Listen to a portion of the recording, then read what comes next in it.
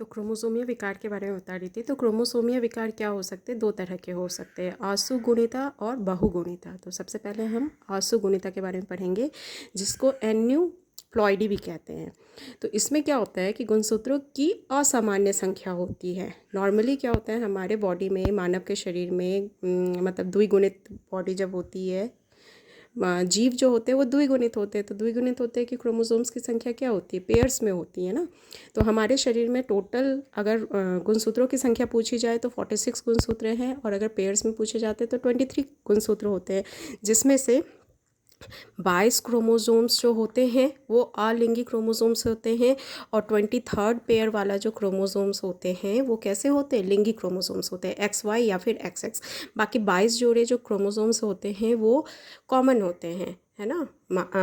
Females में भी होंगे, मेल्स में भी होंगे, लेकिन जो फीमेल और मेल को अलग करता है वो है 23rd क्रोमोसोम, जो फीमेल्स के केस में XX होता है और मेल्स के केस में XY होता है। तो गुणसूत्रों की असामान्य संख्या को हम क्या बोलते हैं? एन्यूप्लॉइडी या फिर असुगुणिता।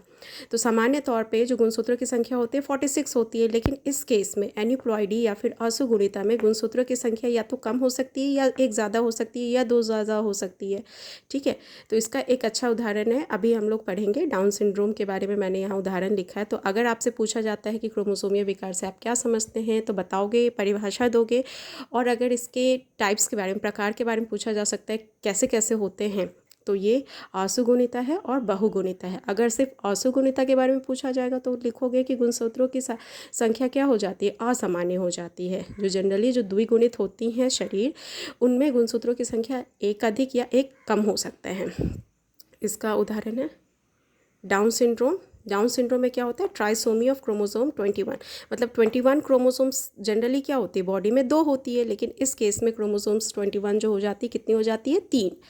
ओके, अब जो नेक्स्ट टॉपिक है वो है बहुगुणिता। बहुगुणिता यानी कि पॉलीप्लॉइडी। तो क्या होता है कि जब कोशिका विभाजन होता है, तो कोशिका विभाजन जब होते हैं तो गुणसूत्रों की संख्या, एक कोशिका विभाजन में एक कोशिका 2 कोशिका में बनती है, संतति कोशिका।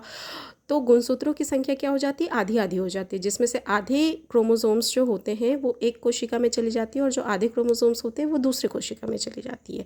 तो जब कोशिका विभाजन नहीं हो पाता है, लेकिन केंद्रक विभाजन हो चुका है, मतलब गुणसूत्रों की संख्या क्या हो चुकी है? अब डबल हो चुकी है, तो ऐसे केसेस में क्या बनते हैं? बहुगुणिता। मतलब कोशिका विभाजन न होने के कारण गुणसूत्रों का एक पूरा समुच्चय या फिर एक पूरा सेट जो हो जाता है वो अधिक हो जाता है।